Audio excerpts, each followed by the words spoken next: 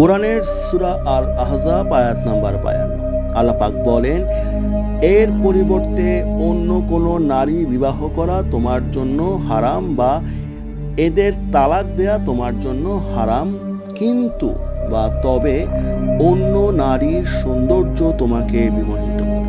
অর্থাৎ নারীর এতগুলো বউ থাকার সত্ত্বেও আল্লাহ পাক নিজেই নারীর চরিত্র সম্পর্কে ঘোষণা দিয়ে দিলেন, তোমার এতগুলো বউ আছে, তুমি আর তালাক দিতে পারবে না, তুমি আর বিয়ে করতে পারবে না, কারণ তোমার অন্য নারী দেখে তাদের প্রতি তোমার মুগ্ধতা আসে।